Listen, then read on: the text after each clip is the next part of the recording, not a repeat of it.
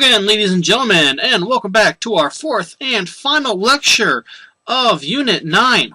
This lecture focuses on the Crusades, a series of wars during the Middle Ages aimed at expanding the Church's stronghold throughout Europe by expelling and persecuting Muslim-held countries throughout Europe and Western Asia.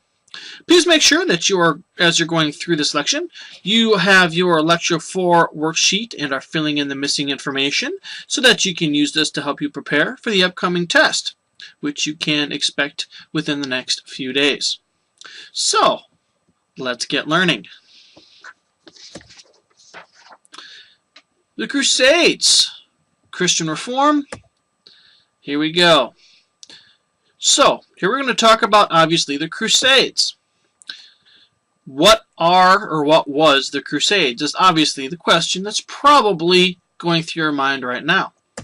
Well, the Crusades were a holy war involving the journey of thousands of Europeans to reclaim the Holy Land of Jerusalem in the name of Christianity. From the time it started and until it ended, there were between 8 or 9 different crusades depending on the source you're using to get this information.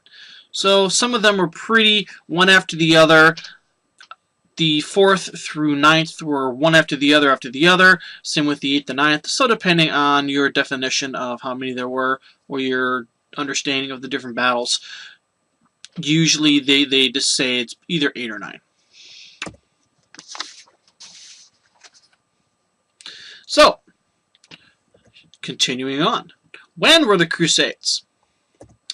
Well, the Crusades started in about 1093 when Pope Urban II called for a holy war with the goal of taking back the city of Jerusalem from Muslim tribes that it had conquered several years earlier, or several hundred years earlier.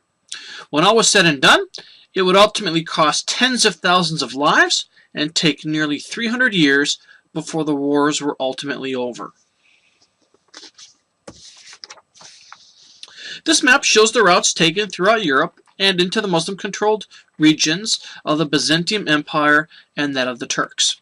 So as you can see with the purple arrows, it started all throughout France and Germany back then, and people would travel down through Italy, sometimes across the water, or through Germany, down Serbia into the Byzantium Empire, across and past Constantinople and into Asia Minor, down through and until they reached Jerusalem, which was their ultimate goal, conquering areas all along the way. At least that was the idea. So, church reforms and the Crusades. Why the Crusades? Well, there's a couple different reasons. Social, economic, spiritual, and political reasons. On the social level, the Crusades provided knights with a chance to stop fighting each other and start fighting a new foe. By the start of the Crusades, it was the knights that had threatened peace in Europe.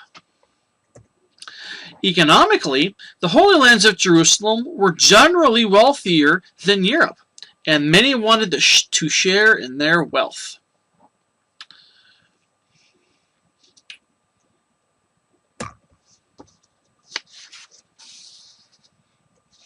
So, why the Crusades again? Other economic reasons existed as well. Since the younger sons did not stand to inherit their father's property upon their death, and since those riches were usually left to the eldest sons, these younger, non-inherited sons were looking for wealth and adventure elsewhere. Because of the economic hardships, this provided opportunities that a war could provide. Merchants supplied loans to finance and pay for the journey.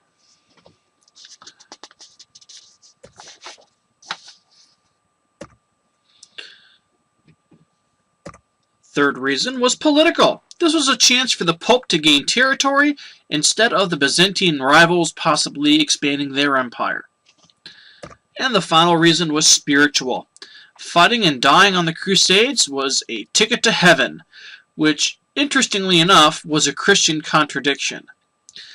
Spiritually, if a person fought and died in the name of God, it would give them the one-way ticket.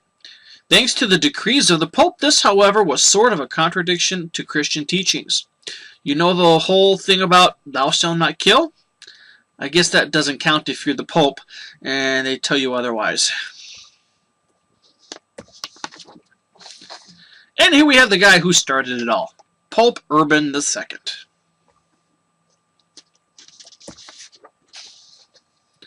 So let's take a look at what happened, at least for the First Crusades. The First Crusades started around 1096 at the suggestion of Pope Urban II. He called for a holy war against the Muslims controlling the Holy Lands. Pope Urban Pope Urban's call brought tremendous support for the Crusades all around the Holy Roman Empire and beyond. It was suggested, according to a written account some years later, that Pope Urban said, "God has conferred upon you, above all nations, great glory and arms. Accordingly, undertake this journey for the remission of your sins, with the assurance of the imperishable glory of God has conferred upon you, and above all nations, great glory and arms. Accordingly, undertake this journey for the remission of your sins, with the assurance of this glory to the kingdom of heaven." Basically, he's saying all nations should take up arms, and those that do will be doing it with God's blessings, and have their sins forgiven, and be assured a place in heaven. Sounds like a good deal. The Pope declared all that who died in this Crusades would get a ticket to heaven. Because of this, the Holy War, it only made sense that the battle cry for this endeavor be, "God wills it." Once assembled, the troops would be traveling 3,000 miles from parts of Europe and onward to Jerusalem.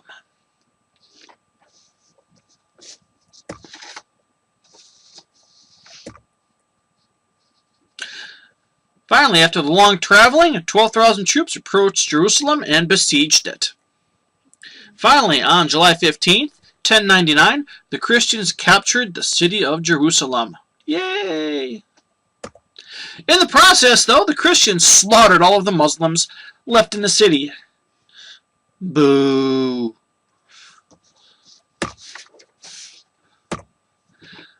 So, that was the First Crusades. Sounded good, right? Well, why stop at one when we can go for two? The Muslim army, under the command of a guy named Saladin, captured Jerusalem again in 1187. Well, that sucks. The Christian crusade to defeat Saladin and recapture the city. Not ones to just give in to Muslims taking over the holy city of Jerusalem, the Christians crusade to defeat Saladin and recapture the city, but their efforts failed, and the city remained under the control of Saladin.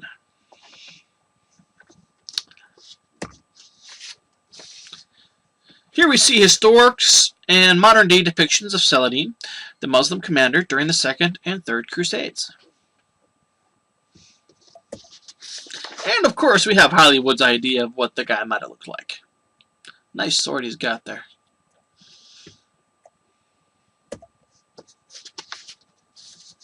So, moving on, let's talk about the Third Crusade. Yes, the Third Crusade. Alright. The Third Crusade were different in the fact that now kings from different realms around Europe participated in the battles. Three of the most powerful monarchs would be commanding their troops into these battles. It only took 7 months away. It only took 7 months, though, before the time of Prince Philip II of France ended up going home due to part illness, but also to take care of his affairs in his country. So he started it off, won a battle, got sick, went home. He also said that he had other things he needed to take care of, so whatever. The second monarch was a guy by the name of, basically it was German Emperor Frederick I, who also joined troops on his conquest. Unfortunately, he drowned on the journey when, as a king would do, he refused to wait his turn to cross a bridge, and instead took his horse into a river, whereby the current was too strong for his horse, and the two of them toppled over. The fact that Frederick was also in full body armor and really couldn't swim also probably didn't help. Ever try swimming with 80 pounds of armor on? I wouldn't recommend it. The lesson here is, wait your turn. It's just the way the game is played, it's best that you just wait your turn. The Third Crusades. Again, this time we're talking about the third monarchy to take the trip, and who actually stayed there. This was the English King Richard the Lionhearted. He fought the Muslim leader Saladin in many battles. Finally, though, they agreed on a truce in 1192, whereby Jerusalem stayed under Muslim control, and in return, Saladin promised that unarmed Christians could freely visit the city's holy places. Sounds like a good deal. Nice compromise there. However, because of the ultimate failures to recapture Jerusalem during the Third Crusade, Pope Innocent III in 1198 called for another crusade to attempt to retake the Holy City once again. The problem was, countries that had previously pledged their time and support were not interested this time around. Those that did take up the call were not very well trained, nor did they have the skill that previous fighters had. Because of this, the Fourth Crusades failed to recapture Jerusalem. During the next century, during the 1200s, 4 more crusades were called up and were also unsuccessful.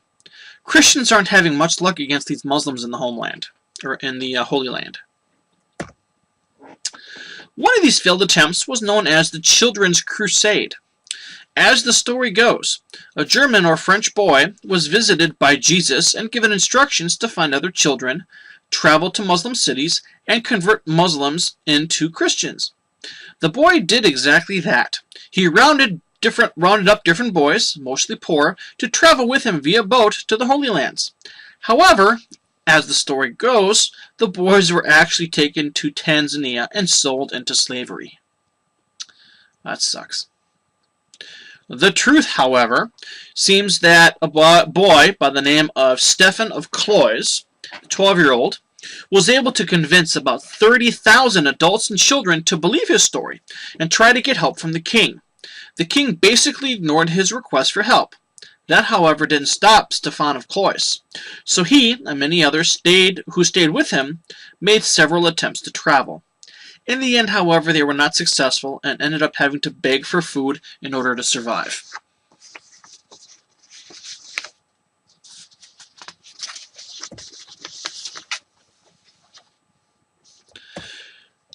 So, let's talk about the effects of the Crusades. First, it showed the influence and power the church had to motivate people to do its will, even if that means going to war. It ultimately allowed for trade expansion between Europe and Southwest Asia. The Crusades called upon thousands of knights and other participants to war, and that resulted in the loss of their lives. The good news, if there was any, was that those who survived were able to bring back culture to Europe, thereby expanding its understanding of the Muslim world. Once again, though, the persecution of Jews continued, and thousands were slaughtered because they were considered infidels. The failure of the later Crusades lessened the power of the Pope.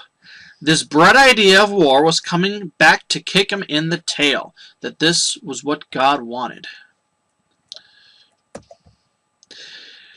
Because the knights were all dead, the Crusades weakened the power of the feudal nobility. And so began a legacy of bitterness and hatred of the Christians for the Muslims, and vice versa.